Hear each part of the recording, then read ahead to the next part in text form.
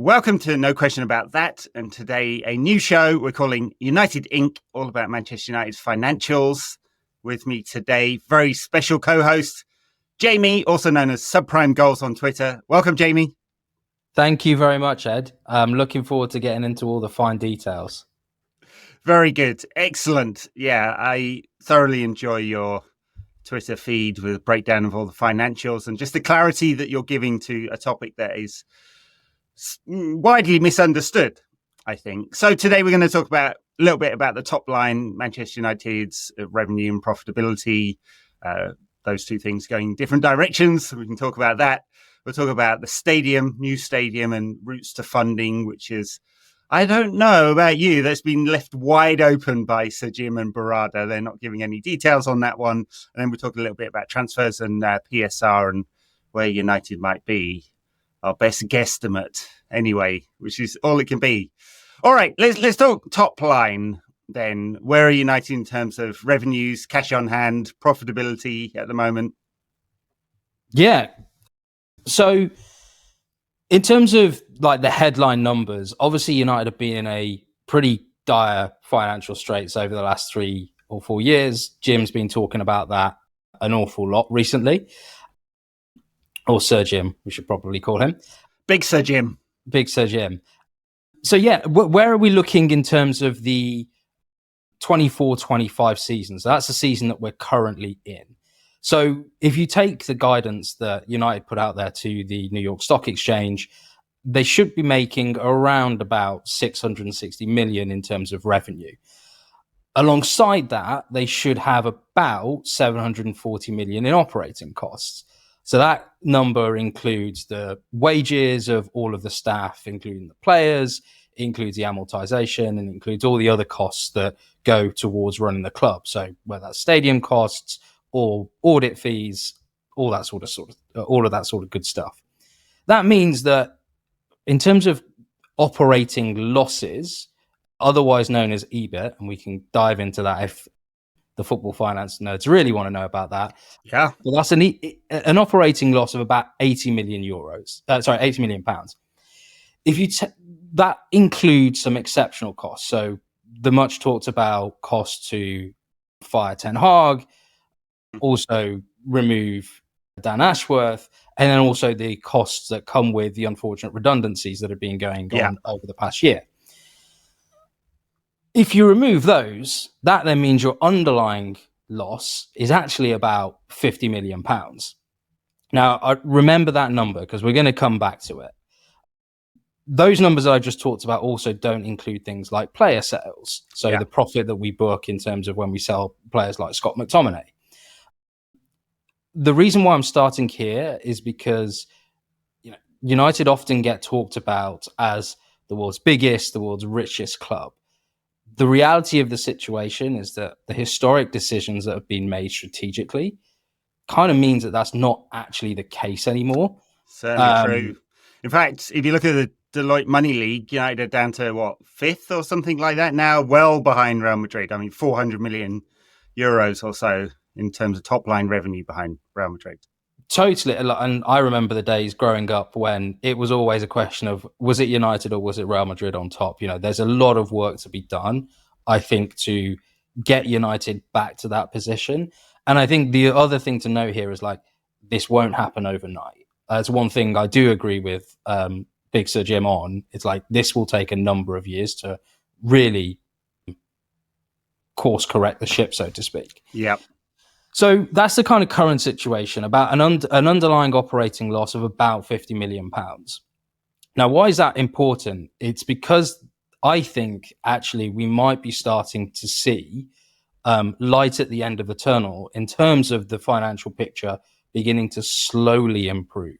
That doesn't mean that there's going to be a big war chest for transfers. There's lots of contingencies on that, which we'll get onto. But if you think about the cost savings that have been made, the pretty stark cost savings, they're going to total, I think, around about 50 million at a minimum. Yeah. So they've already announced the cost cuts in the first half of this year, which was, I think, around 40 to 45 million. They've got another round of redundancies that have been announced, but the guidance for those cost savings haven't come yet. I think minimum it's going to be 50 million. Yeah. So did Sir Jim not give a bigger number than that? And there was a little bit of debate about what that bigger number really was in one of his interviews last week. And really, he was talking about also player sales and wage savings and that kind of stuff as well. Yeah, no. So I think there have been a lot of numbers flying around. I try and just take what the club have actually said in their financial reports, and then a little bit of cautious guesstimates. I think sometimes when you speak in the press, you mix certain things together, and then that's when you start to get blurred lines. But let's take the 50 million as kind of like a baseline. That then wipes out for next season that underlying loss, right? Now, you obviously have got the Europa League, which, if you take into account the prize money and the gate receipts, is about 40 to 45 million thus far. Obviously, assuming United don't win it. Let's be cautious. I'd like to not be, but we'll see. They've then also, if they don't win the Europa League, they're not going to have about £8 million coming from the Adidas sponsorship deal. Yeah. So altogether, and that's the discount that Adidas have demanded as part of that new contract. So, so in fact, the new contract was, I guess, more punitive than previously, because last year didn't count, but this year or next year will, if we don't win the Europa League, in terms of that 10 million euros discount per year that we're not in the Champions League, something like that. Yeah, $10 million, £8 million. And it's kind of interesting that Adidas are also kind of taking that approach with other teams as well. They recently announced, alongside Liverpool, they're going to be their new kit sponsor. And there are some pretty punitive elements related to that, which is effectively contingent on performance of the team. Yeah. So that's not unique to United, but something to bear in mind because it's not insignificant. So that means potentially with no Europe, you're going to be losing around £50 million in terms of top line. So, okay, where is that going to be made up from? Well, we've got lots of contracts that are expiring in terms of player contracts, the likes of Lindelof, Eriksen, etc. And by all accounts, it feels like that those contracts aren't going to be renewed. Yeah. That's about £22 million of savings, which, okay, are going to be reinvested. And then you've got Jadon Sancho. Now, I know there's a bit of debate as to whether... Yeah, Jadon, thanks for helping us out there, mate. You've done really well. Universally hated at Chelsea now. Oh, he's got his freedom, right? Yeah. So if you take into account the incremental wages that could be saved next year, if the obligation to buy does come to fruition, and the fees that we'd get from him, and the saving on amortization, actually, if you combine those numbers with the expiring contracts, you're actually then saving 50 million. Yeah. So actually, a lot of these costs would be absorbed, and I think the worst case scenario, you're kind of looking at like break even to small losses before taking into account player sales. Well, and if you think about what might be needed, if United don't win the Europa League, we're going to have way fewer games next season, and they will play. Maybe Amorim can play with a smaller squad anyway, and even if that's one or two players, that like bridges some of the gap there. No, totally. And when we're thinking about youth and the ability to blood through a bit more youth with that squad structure that you've talked about, I think there are some pros that come from it. You also do save on costs because you're not having to operate the ground during match days as well. Woohoo! Yeah, the price of failure is exactly. We don't have to operate the ground during match days. Yeah, all right. Let's talk a little bit about profitability here, because it sort of came up in the press quite a bit, and Sir Jim has talked about it. 5 years of losses in a row, eye-watering numbers, well over £300 million lost, stuck on the corporate credit card. Yeah. Thank you, corporate daddy, for charging us 10% interest on that as well. Awesome. So, yeah, just how much have United lost over the last few years? Yeah, so look, the numbers that Jim's quoted in terms of, the 300 million plus of losses are absolutely correct, and I think, you brought into like the cash position as well. I think that's the other part of the equation here, which is incredibly important, and as you know, something I've been writing about for ages. So the size of United's credit card facility is 300 million pounds. Thank you to the corporates lending us that money. On the last set of results, so this is the period up till the end of 2024 calendar year, United had 96 million pounds of cash in the bank, and they only had an additional 90 million left on that credit card facility. So in other words, really, United are living on their credit card. And don't forget, Jim has put in his 300 million, 250 odd million pounds, depending on what exchange rate you use. So this is where it's kind of like they're still having to play very fine balancing acts in terms of how they manage their cash, and actually then how does that link to the profits or losses at the moment that they're currently making. Yeah. And I think that, as hard as it has been, I think particularly on the non-playing staff side, that to me has always felt like the end goal, which is, okay, look, we are going to be changing the squad, reducing the wage bill of the squad, but that takes time. I think there was look, if I put my finance hat on and not my fandom hat on, there was a financial imperative to make some quick moves. They've definitely been heavy-handed with that. And I think, when they'll look back on their first year, what were the learnings? I'm sure that will probably come up. Yeah. Or you would hope I mean, so. do you not think this is a lot of this is like, so Jim did his chemical engineering degree, spent quite a bit of time in private equity. This is a very, very familiar model for anyone who's worked in the PE world. You roll up a bunch of companies, you make pretty drastic cost savings. There's a playbook, and a very familiar playbook all of the time. And he's basically rolled this out into United, which is like, I think it got a lot of us a bit freaked out because it's hard to find examples of clubs that have cut their way to success. That's not really where we're at in football. But as a business, you're losing so much money. So Jim has looked at this and gone, this is unsustainable. There's only so much cash I can or I'm willing to put in. And before like PSR limits are breached, I mean, he can put as much cash in as he likes if he just wants it to be loans or equity or something like that. But there's challenges there as well. So you can kind of get where he's come from, even if it is being brutally hard. No, totally. And I think I might just be being completely optimistic here, but some of the things that he was saying in this latest round of interviews and kind of press tour indicated that he'd learned a little bit. Yeah. If I'm taking again, slightly more optimistic view on ticket prices, there was the reports that it was going to be 20% and it ended up being 5%. Maybe they are learning as they go along, which is what you have to do. But I think, every opportunity that people around them have to remind them of like how football does operate and that it's not just like any other business, I think is only going to help the cause long term. I think it feels like they're learning, but they can't learn quick enough.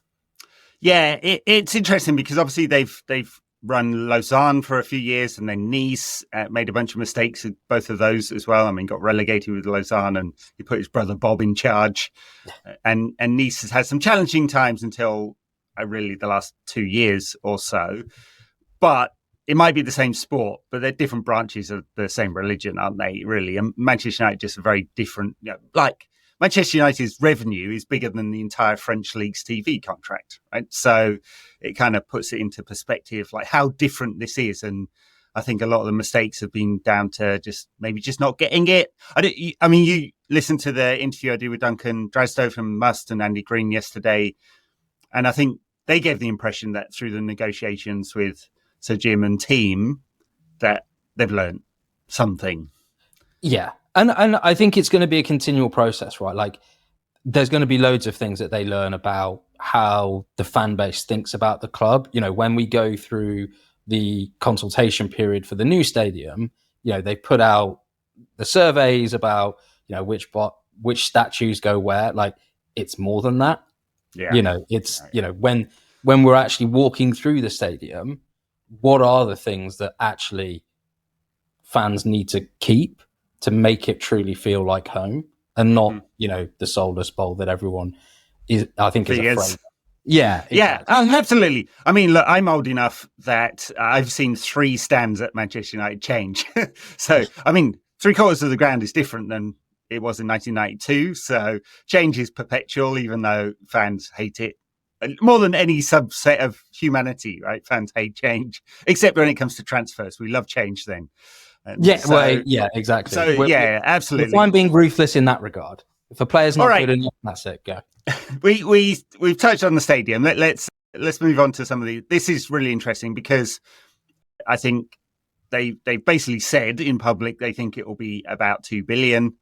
Good luck with that, lads, because no large infrastructure project ever comes in on budget or on time, and 5 years away. So let's just take them at face value. £2 billion cost, and so Jim kept saying it will be Manchester United's money. It's Manchester United's money, which kind of suggests when we talk about the areas of financing, exactly where this is likely to focus, and it's going to be controversial. So let's talk a little bit about that. £2 billion. How do we finance it? There's debt, there's equity, there's private finance, there's naming rights, and property deals, and that is probably going to be the mix. Let's talk about some of those. Cool. So first one, and I'll take this one because I think it's relatively straightforward. On things like naming rights and advertising, look, I think it can happen. I just don't think it's going to be part of the initial slate of funding. Why would you do this right now when United are not playing anywhere close to their best? And as a advertising opportunity, it's just not really there. So I think when it comes to the costs at the end, in terms of if there are overruns, I think that's where that could be helpful. In terms of equity, you could look at existing shareholders or new shareholders. Any of those willing to put money in? Have you noticed over the years? I mean, I think it's probably a safe bet that the Glazer family will not be putting any money into this. As everyone has commented, they've been surprisingly absent in terms of putting their name to the new stadium, which people are reading into for all various reasons. Wouldn't that be magical? Just the last fuck you if Joel Glazer called it the Joel Glazer Memorial Stadium or something like that. Yeah, it won't happen, but oh my God. Yeah, I think people might have a few things to say about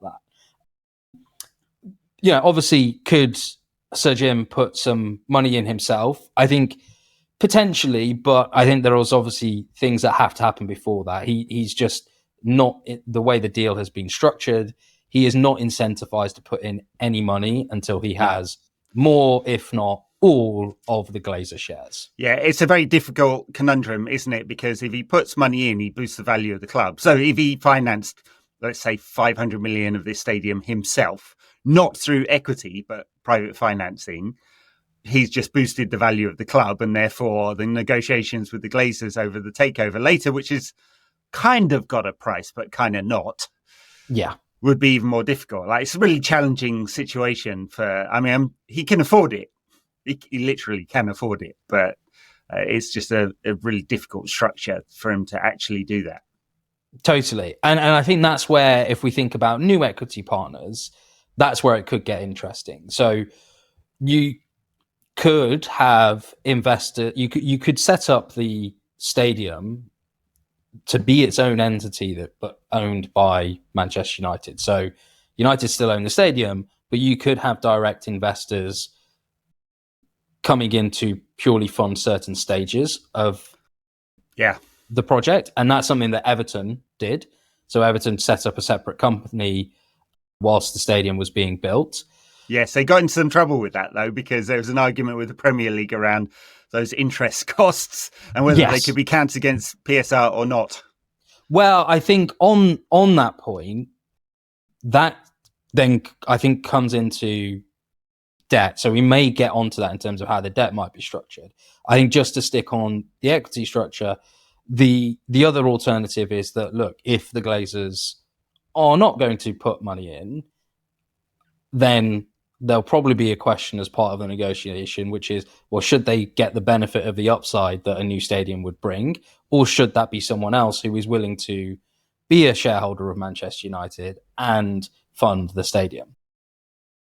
So I think that's kind of like, in my eyes, just looking at it, those feel like the two options that are potentially on the table. And obviously, well, let's dig into that with a little bit of detail then. So a third party comes along, says, I'm willing to put £500 million into this project. New Trafford Inc. is the holding company which owns the stadium, and that is owned by Manchester United PLC, or whatever corporate structure there is in the Cayman Islands. And therefore this third party gets some part of the revenues back as part of some kind of structured financing deal from this new company. So it's the uplift from the stadium and they get a rev share of that. Or you could, if you were Barcelona, could call it a lever of some nature, right? Yeah. Who could those parties be, and what sort of size of private financing are we thinking about? Well, I mean, look, to keep things simple, 50-50 United financed and a third party financed. Look, it could be any mix, but I think if, Sir Jim views this as kind of a key part of Manchester United's future, I can't see how they would allow anyone else to finance more than 50% of the stadium build. So that's 1 billion each. In terms of what that, for a new investor, what would that cost look like? Well, it's the £1 billion of the stadium, and then it's a combination of potentially equity that they want to take from probably the Glazer family. The share structure is not particularly attractive in the fact that there are two different types of shares which have different levels of voting rights. So I think if you had another investor come in, they'd probably have to buy a chunk of both types of share classes. But just to keep things simple, we'll focus on the Glazer family. In terms of those numbers, like Joel and Avi, let's treat them as one party, and then all the other siblings as another party. I would say, based on the information that is out there in the prospectus, there's an indicative price range of like $33 per share, which is what Jim bought it for. There was also, I think, when Sir Jim originally put his offer in, there was like an option for up to $36. So if you use those as kind of like a bound in pricing, Joel and Avi's shares are worth somewhere between 800 and 860 million pounds. The rest of the family is 1.4 to 1.5 billion pounds. So for a new investor coming in, you're looking at minimum of like 2 to 3 billion pounds to buy into this. One for the shares, one for the funding, and then the rev share on top of that. So you're looking at some pretty serious players, I think, in terms of third parties. And there would be no I don't think there'd be a shortage of people who'd be interested. No, and both high net worths or ultra high net worths in this case, but also institutional capital. There were a whole bunch of private equity funds that looked at United during this process and just didn't bid up because, I mean, Sir Jim is paying nearly 3 times as much as the market cap at the moment. Which is fine, because United basically behaves like a private company, even though it is not, right? Because it's so majority held by the families or these individuals, or it's a Jim as well now in this case. So we've got some private financing, some equity, but that's difficult until there's a full takeover. Debt, yeah. Debt. So the spectre of debt. And yeah, you mentioned earlier, the podcast with Must, and I think it was Andy that said this. I think he hit the nail on the head in terms of, look, United cannot afford £2 billion worth of debt as a club, and so I think this is where when you get into the intricacies of what a deal might look like, I think clearing the Glazer debt, so to speak, for want of a better phrase, will be paramount to give capacity for, I'll use this in air quotes, good debt. So, debt that's used to build an asset and ultimately generate revenue, which is predominantly going to go back in towards the club. So what might that debt look like? If you look at the private debt market, typically the premium above interest rate is somewhere between 400 and 500 basis points. That means that, if you take current, say, Bank of England interest rate of 4.5%, you're looking at somewhere between 8.5% and 9.5%. So on £1 billion worth of debt, you're looking at £100 million of interest. Pretty hefty, and obviously more than what the club is currently paying.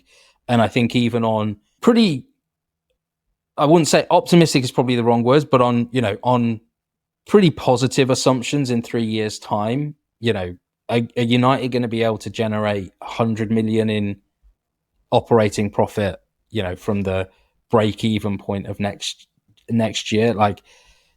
The team really do have to perform well and get into the Champions League and et cetera, to really kind of facilitate that.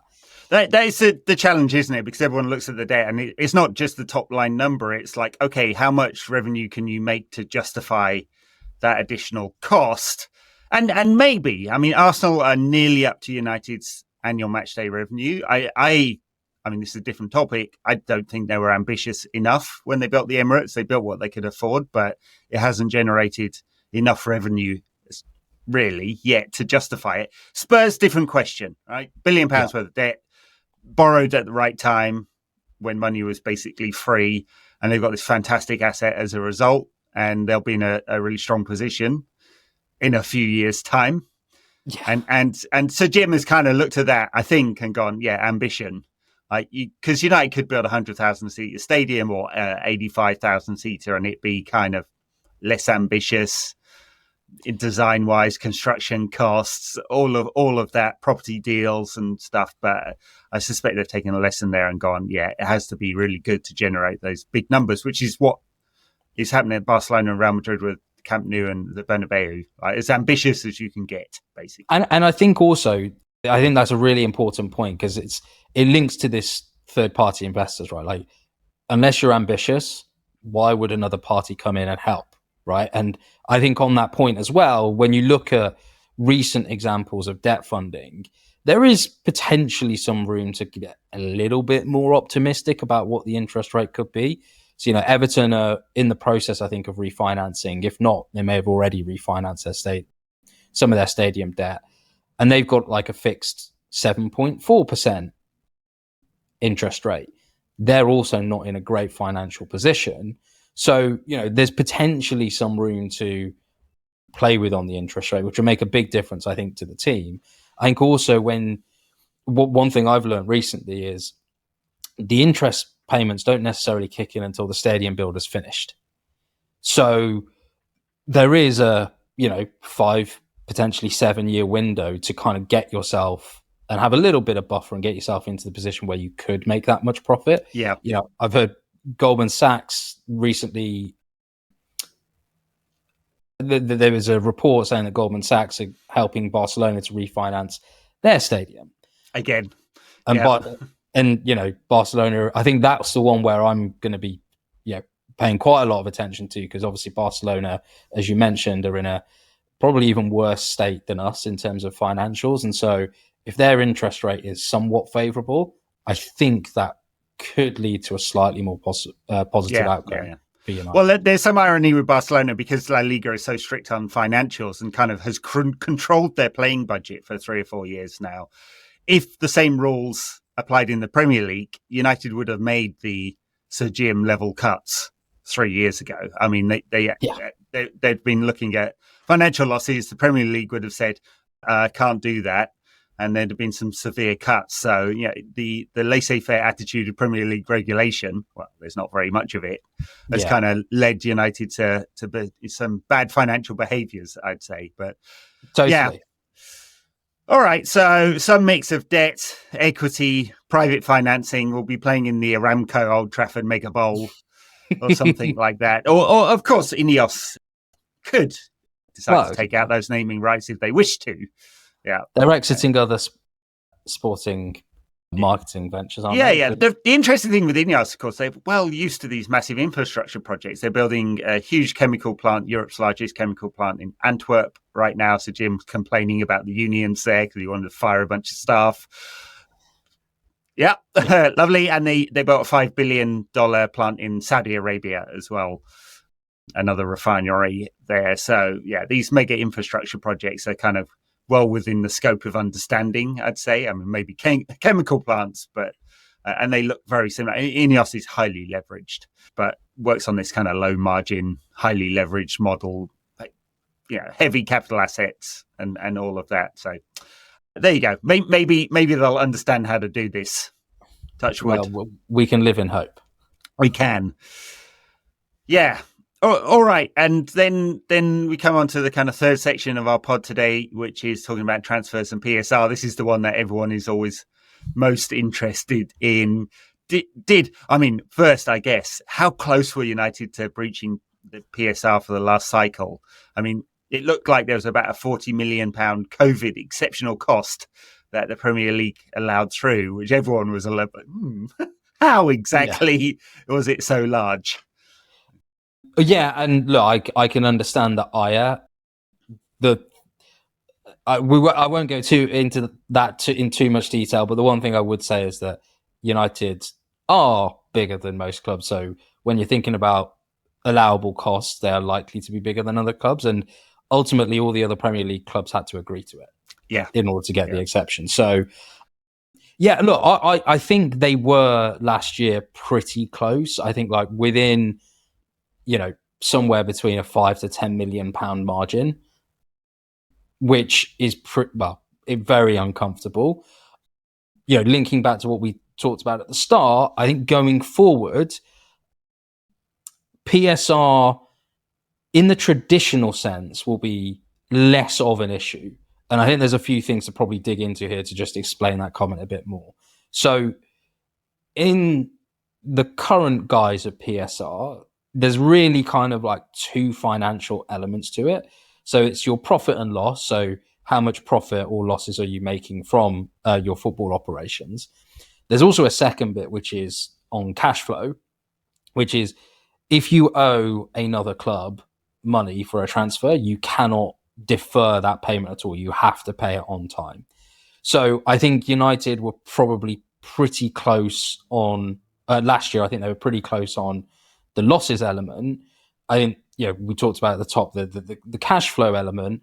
I think that's still an element which they're going to have to be very, very careful about, particularly if sales don't come through as I think is being widely reported. When we look so that's the kind of current position. As we look forward, we're going to have one more year at least of these current rules. That's why getting to break even, which we talked about at the top of the show, is so important because it just gives more capacity to spend. Yeah. That the cash flows will come to give them the ability to spend. And then going forward, the really important thing is going to be something called the squad cost ratio, which is effectively what's the ratio of all of your player wages and the kind of proportional share of the transfer fees each year as a proportion of your revenue. So in UEFA, they already have this for European competitions in place, and the limit is 70%. You can't spend more than 70% on player wages. Or 80% this year and 70% next, I think. Yeah. Exactly, yeah. So I think in terms of how close were they, very close. Going forward, I don't expect there to be that much of an issue. I think the pinch is going to be just on this cash flow point, right? Sir Jim mentioned that there was £89 million that's going to be going out the door in the summer for historic transfers. Remember, there's only £96 million in the bank at the moment, right? Now that will get boosted up by things like season ticket payments coming through the door, but it kind of shows that things are still pretty tight. And I think when we're thinking about the transfer window coming up, even with United potentially winning the Europa League and qualifying for the Champions League, I would expect them to still be operating on a pretty tight, we're going to sell before we buy sort of scenario, because they're not. Everything that they're doing at the moment doesn't indicate that they're going to just turn the taps on and everything's okay. Well, we should explain a little bit this change from PSR to squad cost and why it didn't come in this year, because it was supposed to come in or for next season. Yeah. And the Premier League clubs voted against it. I think some of that is to do with they haven't agreed exactly what the multiple on the floor is, right? So there's along with the squad cost, whether it's 70% if you're in Europe or 85% if you're not in Europe, which fucked everyone in the Conference League, or the one or two English teams that were going to be in that, the worst possible position to be in. But then there's this idea that the maximum you can spend on your squad is a multiple of 5 times the lowest club's broadcast income, which would work out at £550 million or something like that. It seemed like the Premier League clubs didn't agree this. Am I right in thinking that there was some kind of argument about whether they would bring this in or not? Yeah, and I think the two clubs, interestingly, that were probably most against this were the two Manchester clubs, from everything that you hear. And there's an element of I do somewhat get the consternation about it, which is you're trying to incentivize Premier League clubs to grow revenue, but then you're saying, well, okay, don't invest that money. Yeah, and I mean, there's bigger conversations about distribution of income, not just in British football, but I think more broadly across Europe. And I think, look, the big thing for me is I think the squad cost rule is a good rule. I think, there's obviously fine details that need to be combed through as it's applied specifically to the Premier League. But I think, if you look at all of the Premier League clubs, pretty much, bar one or two exceptions, the thing that is driving the big losses is player wages and transfer fees. And there is I think there needs to be a unified way to look at that across Europe and potentially global football to control that a little bit, because the thing that I've always pondered about when I'm really bored is how long can football just be propped up by effectively, rich businessmen, or in some cases, states? And is it right that football clubs are, huge loss-making entities? I think you can still get a lot of the positives of what a football club can offer society and communities, just without having to rack up huge losses. Even if they're break even, that's fine. It's the ultimate competitive industry, isn't it? You've got United competing with 19 other Premier League clubs and another 80 odd across Europe that all want to be in the Champions League. And that is like, if you went into your supermarket and there were 80 flavors of Coke there, none of them would be very profitable, basically. Exactly. Yeah. And that's what football does. And so you have this constant tension between, okay, we need to rein it in a little bit. So UEFA or the Premier League, this is where you get PSR type regulations saying everyone's going to compete themselves down to making losses because it's an arms race constantly. So we've got to kind of control it. And then you've got the European Union and the players basically going, there's no way you're capping our wages, which is basically what the squad cost rule does. It just in different wording. And it's this constant tension, which is why, and the different topic, but with the government regulator coming in, and I think you've got 72 clubs in the Football League who are basically looking at that going, more money, but without squad cost, any kind of cost controls on that. It's just going to be like the prune juice of Alan Sugar fame. It's just going to go straight through all the clubs out into player wages, and you'll just get a boost in player wages for some League Two cloggers. Does that make sense or not? It's a good question for football overall, isn't it? Yeah, because I think, look, you've got this, as you put it, this constant tension. If you're outside of the Premier League, really, most clubs, again, barring, say, like a Brentford or a Brighton, have effectively spent their way to get into the Premier League. Yeah. If you don't stay in the Premier League, Mind you, Brighton did as well. I mean, 500 Well, million yeah, they pounds did. Tony Bloom spent. Yeah, sorry, yeah, that's fair. Like they did spend a lot of money, but I But think now they're profitable. Yeah. and they have also spent a lot of money in infrastructure. I mean, like Yeah. the fact that Chelsea have, done what Funded they've their done. stadium. Yeah. Exactly. Yeah. I think says everything. But Brentford, when you're thinking about football's data revolution, seem to be a good benchmark, and Yeah. obviously that's something where I think Sir Jim is obviously clearly focused on. And to bring it back to United, when we're thinking about that operating cost element, that 710 million underlying, is there a way in which you can mitigate, natural inflation in that and just continue Yeah. hiring of people to run a football club? Absolutely. I mean, every industry is now looking at how you implement data and AI into their operations to strip out humans. I know this in great detail. Yeah. And yeah, for sure. How much more efficient can you be with your operations, with your data, and how, can you play the transfer market in a much better way? And the fact that United are signing a lot of young players, presumably. And even mentioned some data points in their press release about Patrick Dorgu. It was mocked by real data nerds, but points the way to how United are starting to think, and we are a decade behind Liverpool, Brentford, City, and a bunch of other clubs in that way of thinking. Totally, and I think it's also, I think it's just accelerated by our current financial position, right? Like, the fact there is an immediate benefit to going through this strategy. United's amortization bill is running at over £200 million. Yeah, unsustainable. Exactly. That's a third of your revenue gone immediately, effectively on transfers over time. I think, as we're looking towards this summer, all the indications are that I think it's going to be a similar sort of thing. I think there will be still, marquee players that are signed. As we look 2 years ahead, Bruno, as much as I love him, and I'm sure you do as well, Ed, like will he be able to sustain what he's doing for another few years? He's going to have to be replaced.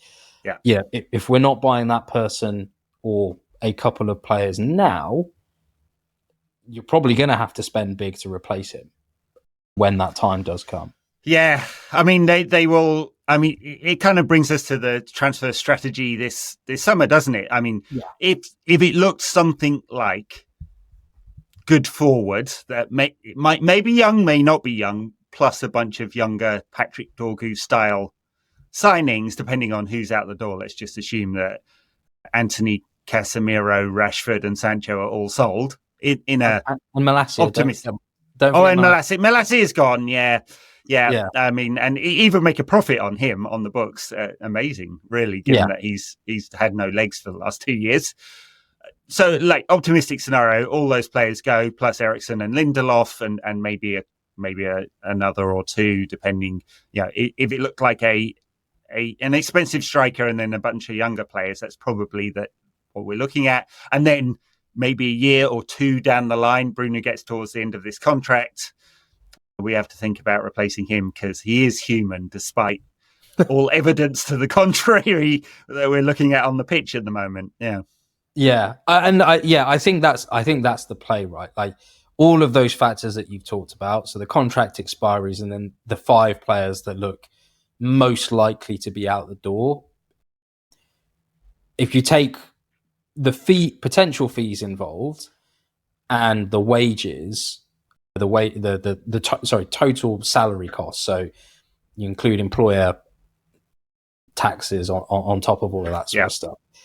That then potentially frees up a war chest, which is more akin to what United have been spending in the past. Will they spend it all? Again, maybe, but I think it will be, or I hope it will be a lot smarter than what has been done in the past. You're getting rid of potentially there like 8 to 9 players off your books. Okay, even if you've got a war chest of 150 to 200 million pounds, okay, you can subsidize some of those players with, your likes of your Aiden Heavens or your Chido Obi's coming through. That's 7 players for 150 million. That's not including wages. Yeah, that's not a lot to play with. No, I think that's right, and can't make the mistakes of the past, which was okay. Like, for example, let's just take Marcus Rashford. We sell Marcus Rashford for the option, 40 million. If you, in PSR terms, that's all on the books this year. You do the BMAT calculation and go, yeah, we can spend 120 million now because it's a 3-year PSR cycle. And that is the problems of the past, like stacked up right there. That 120 million pound player or 260 million pound players or whatever it is we think we could afford to buy with that better work out, because you're not spending it in years 2 and years 3. And United basically like run that cycle for the last 5 or 6 years, and it's been a disaster. Totally. And I've written quite extensively, like the Antony and Casemiro window. If you just like forget the footballing side of it, just look at it financially. That was the tip of the iceberg in my eyes, and I genuinely still don't understand how those transfers could have been signed off in the way that they were. Just incredible. I mean, very different transfers, but the Casemiro one, I think we were all looking at it going, bloody hell, 60 plus 10. Yeah. How long? And he was showing signs of physical wear and tear before coming. Anyone who'd watched Real Madrid could see that he was sort of being carried by the rest of that midfield, and that was like, Jesus. And then Antony, I mean, Edward van der Sar just did a massive solid for Ajax there and screwed his old club. Like, incredible negotiations. He did what he had to do. He did what he had to do, yeah. At least United split the actual cash over a few years rather than with Harry Maguire, where they paid it all up front. Totally. But no, I think like this summer, I've almost got like a traffic light system or a tiering system as to where I think, funds are likely to be spent. And I think it will be, I think might be marquee signings, but I don't think it will be any more than £50 million on any of those quote unquote marquee players. You've got kind of, high performing or signs of high performing talent, which are probably you're up to 30 million. So that's like your Dorgus. Yeah. And then you've got your kind of like real youth potentials, which are probably a little bit more speculative in nature, that could probably be anything up to about £10 million. So, your Aiden Heavens, your Diego Leons probably fall into that sort of bucket. And I think, bringing this round to kind of news flow this week, the Giovanni Quenda deal, I think, when you look at the fees that Chelsea have paid, I think it was close to 50 million euros for him before add-ons. Plus extras, yeah. Yeah, quite a lot of extras. Yeah, you can kind of look at that and go, I know everyone freaked out about it because we just made the assumption that it'd be coming in and he's a brilliant young player. But it is a number that United that would have been the marquee signing at those numbers that Chelsea are paying. Exactly. And, to your point, that falls into the risk of, are we just making the same mistakes again? Yeah. It's an interesting one with Chelsea because they will almost certainly fail the UEFA PSR rule. UEFA have backed down after being having a good slapping from Manchester City in the Court of Arbitration for Sport. They now no longer want to fight with clubs, and they're just financial penalties. It's kind of an open book with UEFA. Yes, there are rules, but, well, we're just going to fine you some money for spending too much money. Doesn't make a lot of sense. Premier League, obviously very different. There are teeth there. So, yeah, it's like we've seen with Everton and Forest, and Leicester were a loophole away from being deducted points as well. And then City hopefully have been sent back down to the Northern Premier League or wherever they'll be playing their football for the next few years. Isn't everyone meant to stick to the facts on the City one though? Yeah, absolutely. Yeah, stick to the. That's all. Yeah. We don't know anything apart from hundreds of pages of leaked emails. Yeah, it will be incredibly, when that decision drops, it will be incredibly interesting to see everything that then ensues. Because even there's this point, even if the Premier League are quote unquote successful in improving their case, when you think about international TV rights, have they just discredited, the last 10 years? Yeah. it is a really dangerous situation for everyone involved, and City are certainly betting on the Premier League as a collective wanting to cave and not to punish the league as a collective too much, for sure. Well, we'll see where that independent panel gets to on that one very soon, I imagine. One thing I should say to everyone listening, and they'll know this anyway, but whatever comes out in the news first, don't believe it, because City will spin this first. The Premier League will not be fighting a media war. They'll go with the facts of the case, but City will spin it. And so we'll get stories by City's favourite journalists in the Mail and the Times saying, minor punishment, but they've won on the blah, blah, blah, blah, blah sections. Because there will be some sections where, yeah, you broke those rules and you didn't break those rules. You're on the border with this rule, and we're going to get the guilty or not guilty first, and then the punishment later. And it's going to leave a lot of room for spinning this, I imagine. Totally. And I think probably a long appeal process, regardless of which way the hammer falls. Yeah. Let them appeal while playing in the Sunday League somewhere is my view of this. But hey, I would be a cruel judge, but I would love to be on that panel. Wow. Yeah. Oh, sorry. What? You're nuking the Etihad? Yes. All right. I think we may have come to the end of our agenda. We are planning to do this, every couple of weeks, depending on schedules or news that comes out. Maybe we'll drop the odd emergency one if there's something big happens in the world of United's finances. Definitely. Sounds good. And if Sir Jim would like to come on, or what's he called? Cliff Batty? No, he was the old CFO. Who's the Roger Bell. Yeah. INEOS old hand. If he'd like to come on the show and explain the financials, you're welcome, Roger. Yeah. Or Omar. Any of them. Yeah. We'll gladly have them on. Very good. Jamie, subprime goals on Twitter. It's been a pleasure to talk to you for this nearly hour of financial chat. Likewise. Thanks a lot, Ed, and see everyone next time. Bye now.